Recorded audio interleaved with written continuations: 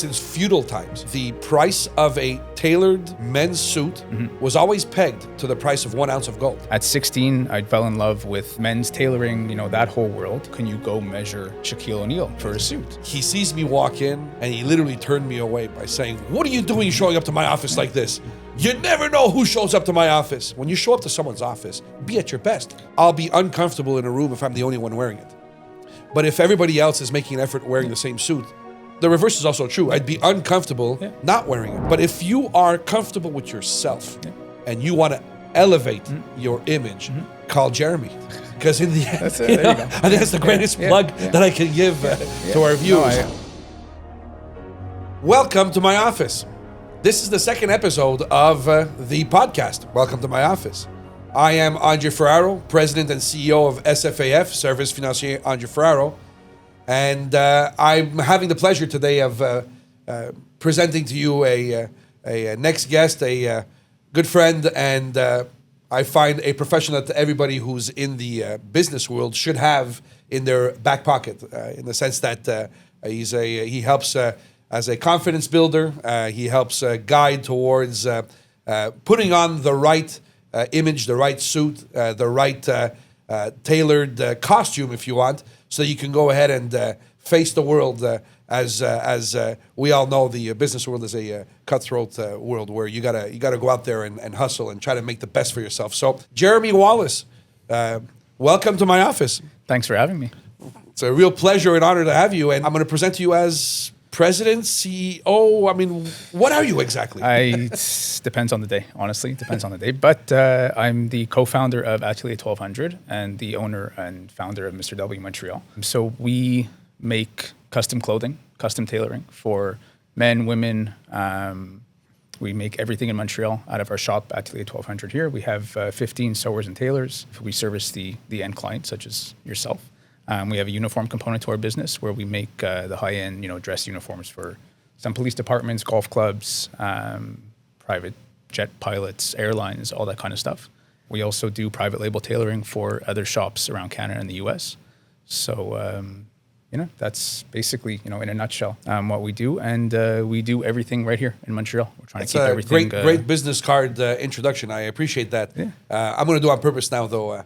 Our viewers are probably even more interested in finding out what made you get into this business. How did it all start? It's a good question. The assumption is always, for some reason, that it was a family business.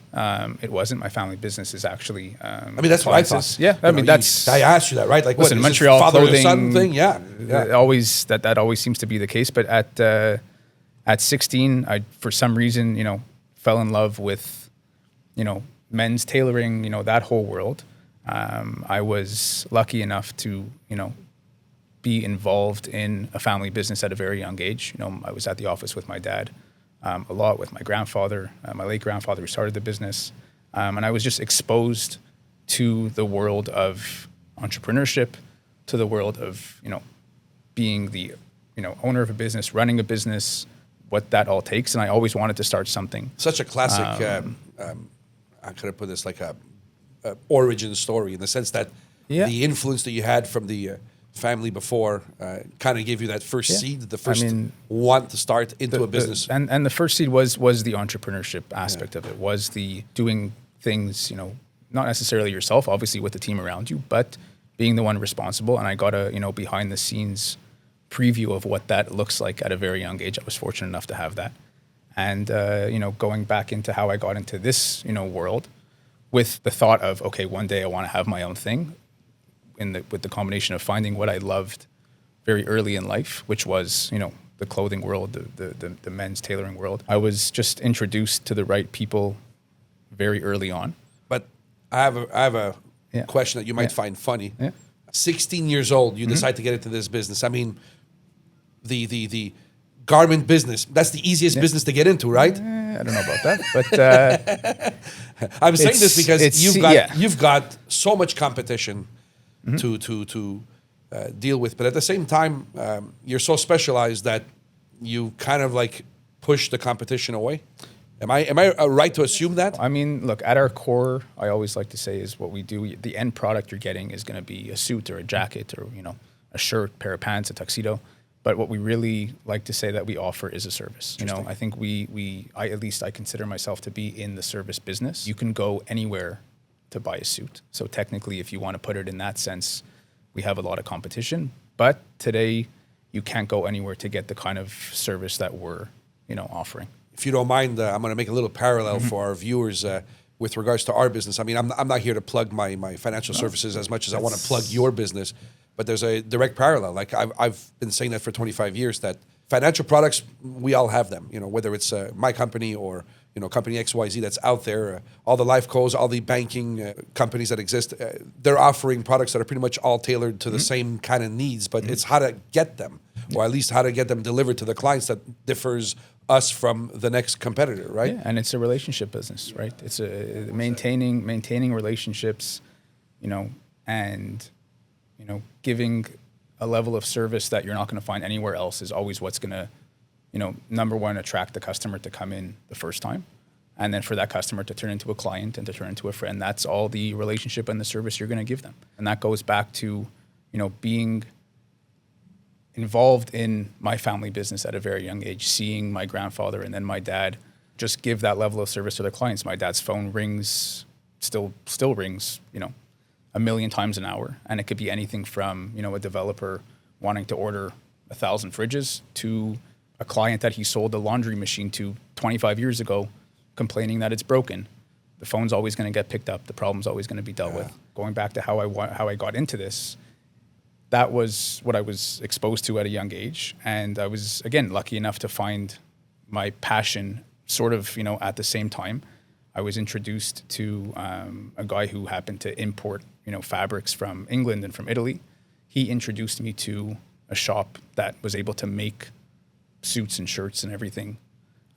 This now when you're 16 years old. Yeah. Because I know of some stuff about you that the viewers don't know yet.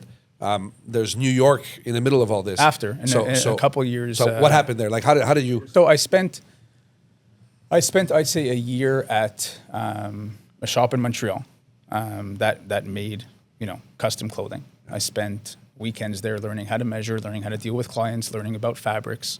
And in that time, I was also going after clients and, trying to see if I can, get something sold and have it made and go through that process. And it took a year, to, get the confidence to actually go out and ask somebody for money for the service that I was offering. And then once the ball started rolling little by little, a sale would come here, a sale would come there, but I always took the time to learn and get better. So after a couple of years of that, I applied to FIT, which is the Fashion Institute of Technology in New York, into the menswear design program, which was a bit of a long shot. They accepted at the time, I think, maybe 25 students into the program. The requirements for getting into the program were beyond, anything that I've ever done. You had to submit sketches, you had to submit, things that you've sewn, made up yourself to be accepted. I never even, I've never turned on a sewing machine at that point in my life. I didn't know what I was doing, but I loved the aspect of it. So, they had it at the bottom. I saw in-person interview, in New York. I think it was January of 2012 or 2013 or something. Listen, I'm going to stop you for 10 seconds, so please don't mind me. You said it was a long shot. Yeah, do you agree with me that in the end, someone who is starting off in life, if they don't take their long shots, they'll never get to test the waters to see where they want to go. No, right? you had to take that long shot for sure. It's a leap. I didn't realize it at the time. Looking back, hindsight's always 20/20. But at 16, I had, you had no idea what you were doing. I had no really. idea what I was doing, exactly. And I also didn't realize that I had all the time in front of me. Time is your most valuable asset. You want to talk about in your world, compound interest is that's right. Is just time, right? So I took the shot. I applied. I didn't even tell my parents. I just applied, and then I went downstairs and I'm like, I applied to the school in New York. I guess the response from the traditional whatever family would what are you talking about? And the response from my parents was, oh, that's great. Let's see. That's amazing that you had the backing from your family. Sure. That's right. I'm so fortunate that they did not make you second guess your initial choice. No, and that's again going back to all of, at the beginning. That there's no way I'm anywhere close to where I am today without that, and it was never, we were always taught to work hard. Yeah. My sisters and I, we were always taught to care. We were always taught to find something that we love to do, but it was never, you need to go in this direction and do this. It was, don't be an idiot. And which is pretty hard for young boys. Yeah, but if you really love something, go after it. I mean, it's why not? What do you have? FIT. Yeah, FIT. I mean, so you get accepted. Give us some stories. I go for the interview. Long story short, I figured out it would be better in person than me just mailing things in that I didn't even know how to do in the first place. So I go for the interview, and I bring some sketches, but what I also bring with me are, I think it was 2 or 3 suits and a couple shirts that, were made by the shop that I was learning how to, measure and do everything from. And my argument to the, I guess the teachers or the people deciding who they would, let in was, look, I don't know how to sew. I don't know how to actually make the clothing. What I can do is design something or put something on paper that can sell. And those were, sold suits. They were for customers. I brought them, and you probably didn't really realize it at the time, but you also showcased yourself at the same time, the person. Yeah. By showing up in person, you ended up showing them who you were. Yeah, good for you. That was the only way I figured that I had any chance of getting. Yeah, and I want to tie this into our conversation today because wearing a suit, for example, wearing a nice jacket. You're showing up for yourself and you're showing up for the part, right? But you're always showing up for yourself first, and people see that. Yeah. People see that, and it's rare today that people take the time or the effort to actually present themselves in a way that they would want other people to see them. And people see first, yes, they see your clothing, they see everything, but they also see that you have a level of respect, for yourself, and that's exactly what I did. I mean, I showed up, I had a jacket on, I was, I brought what I had to bring. I got in 6 months later, it was January. So 6 months later was September when the school year started. I went to New York that summer to find an apartment, found an apartment. And then basically 2 weeks before school, we drove down and had to get all my supplies from the school bookstore, pattern paper and rulers and all kinds of stuff that now I obviously know what they are. But at the time I had absolutely no idea. And I show up to my first class, which was, I think it was a pattern making class. And we all sit down, 25 kids, and the teacher says, all right, take out all your stuff and make a shirt. And that's and you have no idea what you're doing at this point. And that's when things got interesting. When I started to look around the class, everybody was doing what they were supposed to do. And I'm sitting there like, I don't know how I'm going to get through this. Like, I'm in New York. I'm 19 years old at the time. And, that lasted, in that program, I think 6 months. It was 1 semester that I was in that program, and I learned a lot. And I was able to sort of get through the first semester, and then I transitioned into more of the business side of things, into the program that was called Merchandising and Management. Can I ask you a funny question? Yeah. You still don't know how to start a sewing machine? I mean, I can press the button to turn it on now.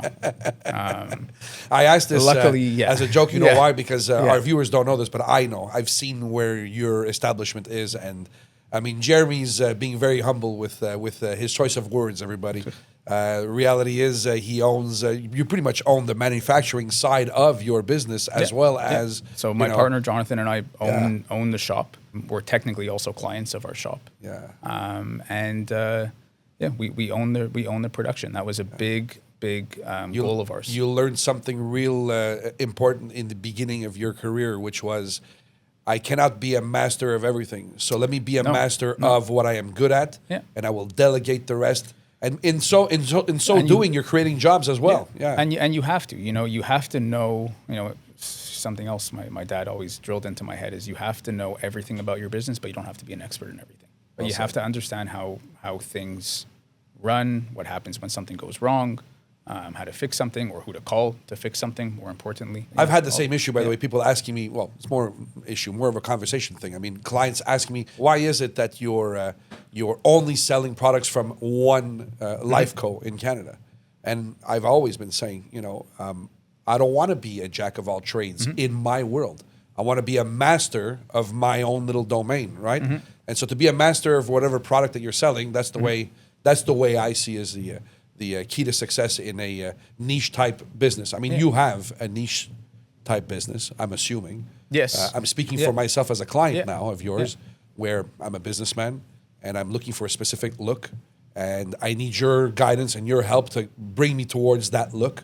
I'm assuming that most of your clients are within the same fitting or the same type of realm of thought process. I mean, yeah. I mean, listen, we have the guys who come in for their weddings, and that's something in itself. The classic. Yeah. And, then we have the clients who trust us with their wardrobe from A to Z. All the tailoring stuff we'll make. And there are guys who will call us to tell them, what T-shirts to buy, how to present themselves and that kind of stuff. And again, it's all going back to service. We want to be able to, service our clients with whatever it is that they need in this, sort of world. And, we're also, lucky that the clients that we have and the people we get to meet in this business, are at the top of their in this, respective fields or whatever industries they're in, and we get to learn a lot about, business in general. I love the fact that you're really focusing on the word servicing more than the actual end product that you're selling. Because in the end, the end product is, I walk out of your store, out of your shop, and I feel like $1 million and wearing my beautiful jacket that you made. By the way, this is made by Jeremy and his team.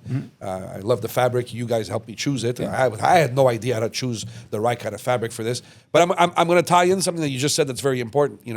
I believe that, and this is the next step of our conversation, is branding. I mean, in the end, there are major brands out there that have, I guess, decided over the years that it's just better off to just sell our product on the rack. So you have the Harry Rosens and the Simons and all that that we see around in our neck of the woods when it comes to men's wear. But then you have yourself who dares to swim in these big waters, right? You're the small fish in a huge pond, but you are creating your own brand. I mean, it's not just tailoring, right? No, we're trying to create. I mean, trying to create a brand. I mean, we're trying to create a name for ourselves that we're the go-to guys for this specific service and product in Montreal, and we have clients in New York, we have clients in Toronto, we have clients sort of spread out here and there.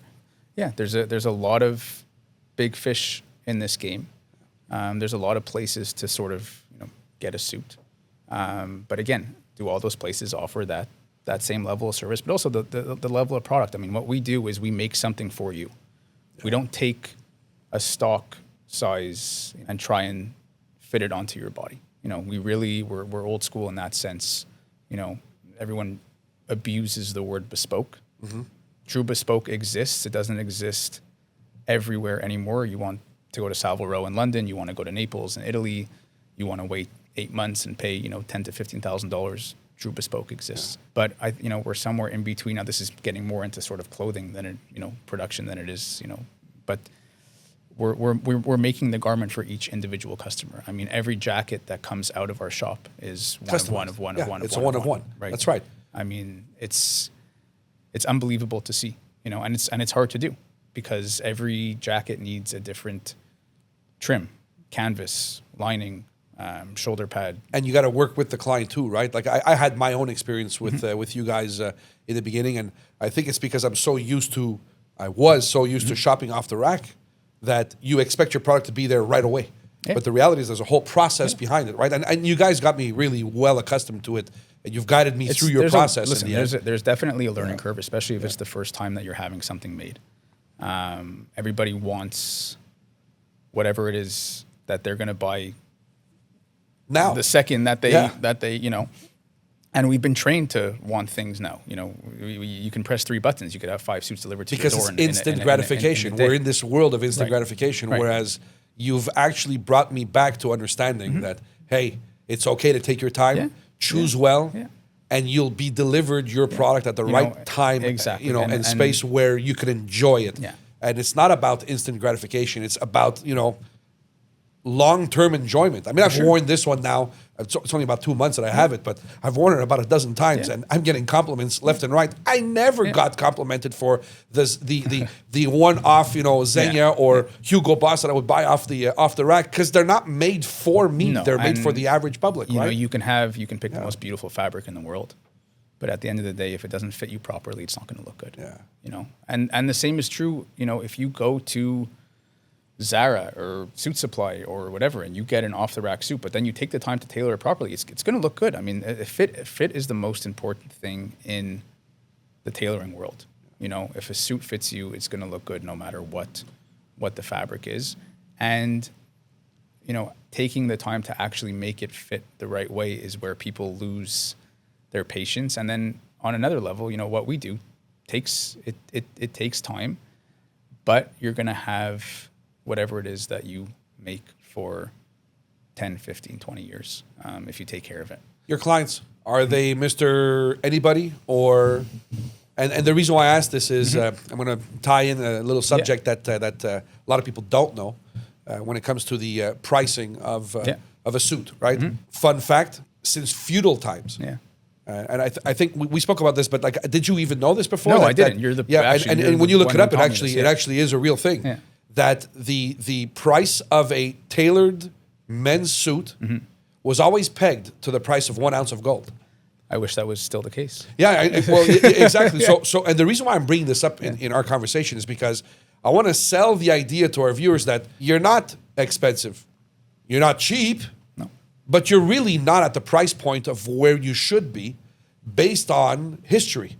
It turns out that you're at almost 50% rebate of what you should be at. Yeah. Okay, and I respect that because I know the work behind it. I got to see your shop. I got to see what's involved. And it's not just taking a few measures and putting together a jacket and a pair of pants and, okay, hey, Mr. Client, Mr. So-and-so, you look great. No, there's a whole process behind. There's a whole investment that you and your team have had to have done to get that to be worn by your client.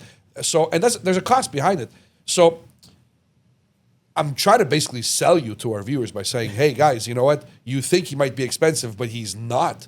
You know, I've bought jackets, and I have to admit this, you know, with a bit of shame before I met you. Yeah. You know, 2-3 months prior, I ended up going to a store. I won't say names because I just don't want to knock anybody down. But you know, $1,200, $1,500 for just the jacket, and after wearing them 4 or 5 times, you start seeing, you know, tears in the inner lining or you know, threads that are not really holding together, right? So I mean, I can understand that it's not perfect. Any craft can break apart if you don't take care of it. So, but the truth is, your product, I've worn it and I've brought it to the dry cleaners and I've worn it and I don't have one thread popping out. Yeah. Obviously, you guys are doing something with your craft that's better than the off the rack. We have great people. We have, you know, our team has been doing this for a long time, and you know, they're good at what they do. We also use the best materials. You know, we try and use the best of everything that's available to us, which is a whole other conversation because a lot of things aren't easy to get anymore.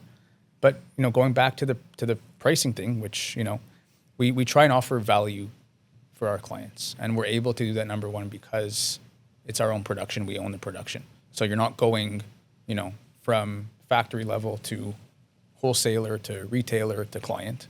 You know, you're sort of cutting out everything in the middle. You're going directly from the shop to the end client. That's one aspect of why we're able to sort of offer. It's a nice way to be able to control the cost for the end product. And look, we're not inexpensive. You know, I'll be the first one to tell you that there are people who do this for less money than we do. They're not doing it the same way. Nope. I've seen it firsthand. I've been buying tailored suits, by the way, through different periods of my career. Early on in 05, 06, I was buying my first tailored suits. And by the way, the price of gold at the time was about $1,000 an ounce. Okay. And I was paying about $1,000 and change for my suit. And now we're up to what, 5,000 and change. And you're not even, well, actually in Canadian dollars, almost 6. And you're not even 50% of that price. So let's be honest. You're cheap compared to history's cost. And if you're going to look at it like that, and our competition, if you will, or, you know, our peers in the industry who are doing things the way that, you know, we do it, there's not many left. But, you know, we're still in the ballpark, you know, with everyone in that sense. You can go into the, you know, cost per use, you know, argument also, or if you break down how many times you're going to wear the suit over the next 5, 10, 15 years. It's also a number that's much easier to swallow. Anymore. That's right. By the way, I love that you said that because people don't like, I say people, in general, the average person doesn't realize you're going to go buy your rebated garment, whether it's a t-shirt or a pair of pants, jeans, whatever it is. you wear them 15, 20 times, and most of the time what happens, they stay on your rack or you throw them away or you donate them because in the end, they just don't fit anymore because they've worn out, right? Yeah. The stuff that you've sold me, I can tell that it's going to last a while look, because I mean, they're not discoloring, they're maintaining. We use the right stuff, and I have clients who, again, I'm young, but I've been doing this since I was 16, and I have clients who bought suits from me, 13, 14 years ago that are still wearing them today. Amazing. We've touched it here and there, loss of weight, gain of weight, whatever, but they still look great. Amazing. And that's a true testament to, I think, our shop and to our whole team and to what we try and do for each and every one of our clients. Do we make mistakes? 100%. Like any other businessman, that's right. Everybody does, but I think that when you make a mistake, it actually gives you an opportunity to gain a client for life because the way that you handle the mistake is so important. That's right. Something goes wrong. 9 times out of 10 today, you're not going to hear back from the person that you're dealing with. I mean, if you're the client, the person that sold you whatever it is, something goes wrong. A lot of the times they'll just let it go. But that's an opportunity to actually help someone out, fix something, and get someone to be loyal to you for the rest of your career. That's since you're 16. Yeah. We won't tell our viewers how old you are. Because I'm going to accuse okay. you. I'm going to accuse you of being a vampire. You don't look your age. It's pretty cool. How old are you? 33. 33. Yeah. So now let me ask you this: 16, so 17 years that you're in the business. Yeah. Any funny stories? Any anecdotes? Like we joke every day that we should be writing a book. We won't. But we definitely could. I mean, every day. Look, when you do what we do, under the pressure that we are always on, because there's always deadlines for things, right? Whether it's a wedding or whatever, things. Every day something's going to happen. It's rare that we'll have a day where nothing goes wrong. There was one that you told me. This is from one of our previous conversations. You were finishing off at FIT, and you were being rushed last minute to end up having to take measurements from a specific character. You want to talk about it? So it was so after I finished school, I was working with Samuelson and Hickey Freeman. They owned the Hickey Freeman factory in Rochester, which is over 100-year-old shop in Rochester, one of the oldest American tailoring companies. And the IP of Hickey Freeman, so the name was owned by and still is by a company called Authentic Brands Group. And so Authentic Brands Group is this massive, unbelievable company, unbelievable what they built. But they're partners with Shaquille O'Neal, and they own Shaq's name. And so while I was working with them, I was responsible for Hickey Freeman's made-to-measure program for Manhattan. And I get a call one day from the team at ABG, and they say, hey, can you go measure Shaquille O'Neal for a suit? Yeah. Like who gets an opportunity to do something like that? I answer the phone. I'm like, why not? Why wouldn't I want to go? When does he need when's he here? He's like, he's at the Four Seasons downtown. He needs to see you in half an hour. Okay, let's go. So I'm in my apartment. I'm living on the Upper East Side at that time. And, I had to go all the way downtown in half an hour. I grab my things. I look at my girlfriend, now wife, and I'm like, wait, Shaq's chest is definitely more than 60 inches. And I only have a regular size. Your tape measure's too small. So I take 2 tape measures. I staple them together. Hey, so you're an engineer. I make my way, I make my way downtown, and I get there, and he's having breakfast in the lobby of the hotel, and unbelievable guy. Just but really, long really story cool. short, your travels or your journey, if you want, into your business brought you to making the measurements, taking the measurements out of Shaquille O'Neal. That was one out of. Story. That was that was a lot of fun. I think I measured him in like a little tiny corner office. It's me, Shaq and the manager of the hotel, and I needed a step ladder. But no, he was great. That was a lot of fun, and that was also one of the most unbelievable parts of being able to live in New York for I think it was 7 years. Was you never know what you never knew what was going to happen any day. What opportunities could arise or whatever. Who you're going to meet or who you're going to whatever, and It was really it was question great. with regards to the suit now. Yeah. And I say the suit as in the actual garment, not just the business. is the suit dead or is it reviving itself? I mean, we've been hearing the suit was dead since probably before I even got into the business. Everyone, that phrase is, always. I almost feel like they're trying to guide us wrong by telling us this. Like in the sense that, don't wear your best. Don't be at your best. I don't know if you can agree with that. I mean, I'll tell you one thing. It's not like the nouveau riche thing, which is you don't have to dress up, you don't have to show up in a suit and tie. I mean, I think part of that is changing also. I think there was a period of time where just people define their success by not having to conform to societal standards, and at that point, at one point it was you left your house. If you were a man, you would put on a suit. That's just what you did. Sure. At any level of success that you were in.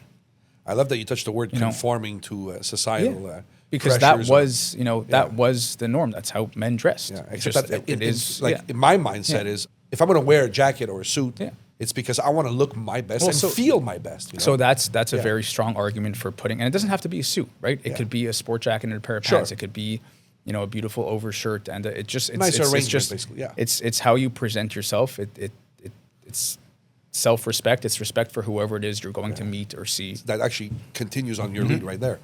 And this is 20 years ago, so I signed. I would say. Probably is still my largest client today. Okay, he was my largest client at the time, and so I show up. It's a secondary appointment at this point. It's an after-sales service. It's a Saturday. I show up in a jeans and t-shirt. It's the summer, so what the heck, right? Just might as well just deliver my papers at the time to my said client.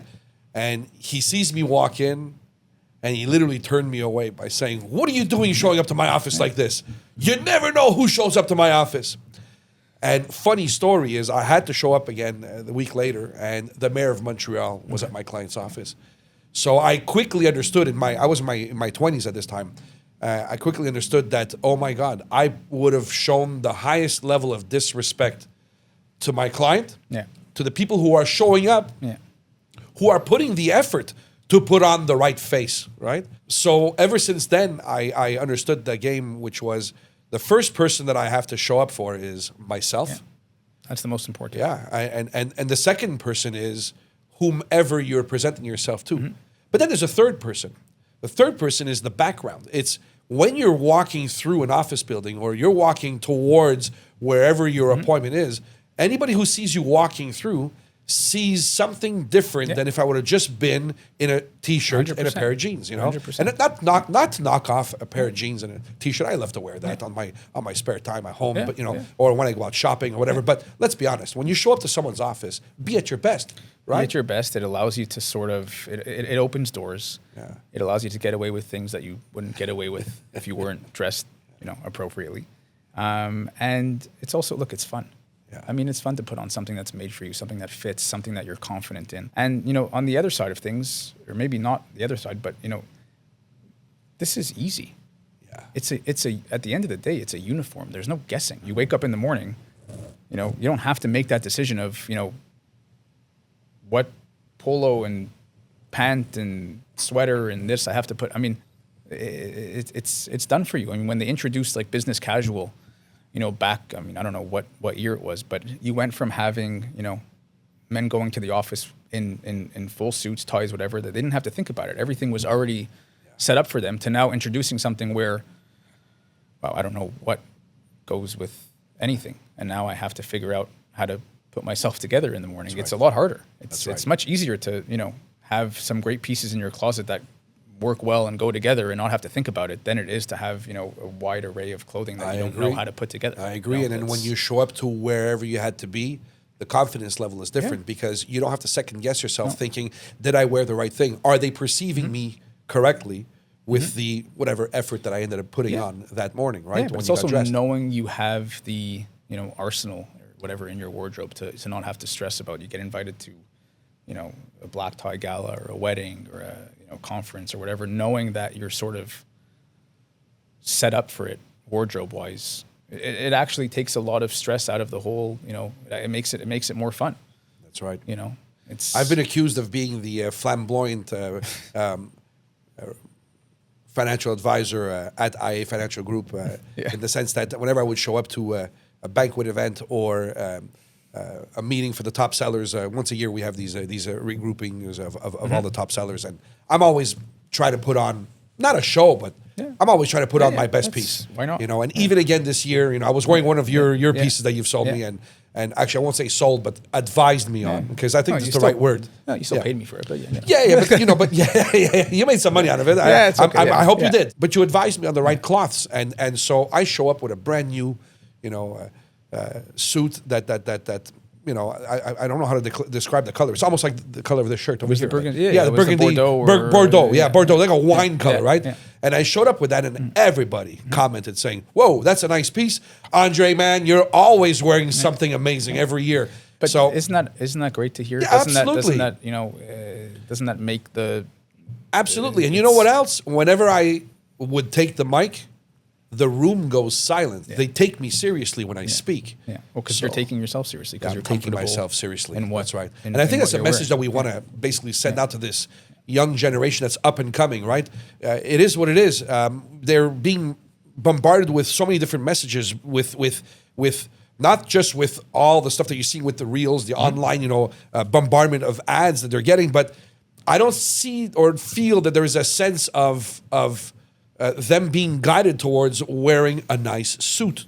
Now, but don't get me wrong. No one's being guided towards anything long-term anymore. Yeah. It's all short-term gratification. Everything is short-term gratification. Yeah. Everything is buy it now, get it in an hour, use it, and forget about it. And that's the complete opposite of what we try and what we do. Yeah. I mean, and young men out there, call Jeremy at Atelier 1200, because the reality is maybe he could actually advise you and guide you towards getting that first good piece. Yeah. It takes an investment to start your wardrobe in this world. I'll buy 10 suits out of you in a year, and so we can't expect the young 20-year-old coming out of school to do that. But at one point you do it because you love it. Sure. And you understand it and you enjoy it and it becomes... Sure, and look, I've done well for myself over the years, so I could afford to splurge a little bit more in my wardrobe.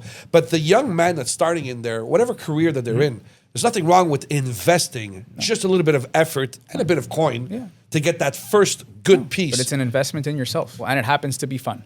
That's right. It happens to be something that you can actually...